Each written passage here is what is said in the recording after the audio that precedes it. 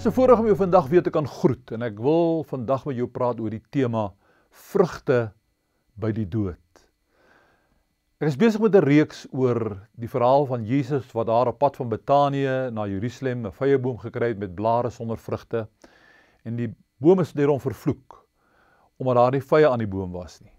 Maar dan sê Markus 11 vers 13, dit was nie vye tyd nie. Nou, daar is baie tye in die lewe wat as wintertye bestempel kan word. Tye waarin Christene wintervrugte behoort te dra. En die laaste wintertyd wat elke mens tegemoet gaan, is die winter van die dood. Ja, die dood is 'n wintertyd. Maar dis juis die tyd waarin kinders van die Here, ons as gelowiges, van ons mooiste vrugte dra of behoort te dra.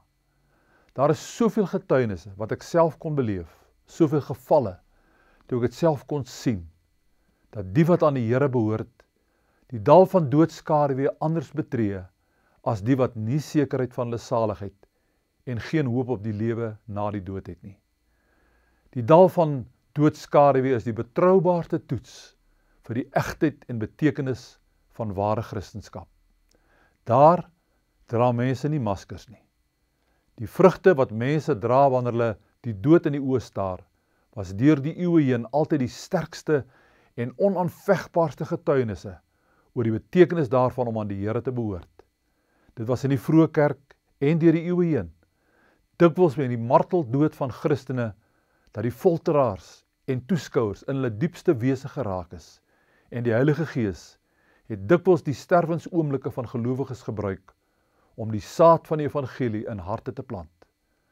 Daar waar Stefanus gestenig is en waar Saulus die klere van die wat hom gestenig het opgepas het, juis daar het die vrugte wat Stefanus in die winter van sy dood gedra het, iets in Paulus laat vassteek, toe hy in Handelinge 7 vers 60 bid, Here, moet hulle tog nie hierdie sonde toereken nie.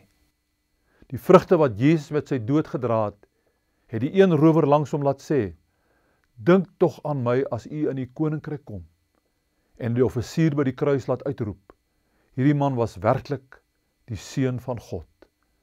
Dis ook met die dood van 'n geliefde, dat die wat agterbly wintervrugte, vrugte van hoop, kan dra. Kom ons bid saam. Dankie Here, dat ons ook vrugte kan dra, en sal dra, in die dal van doodskaduwee. Amen.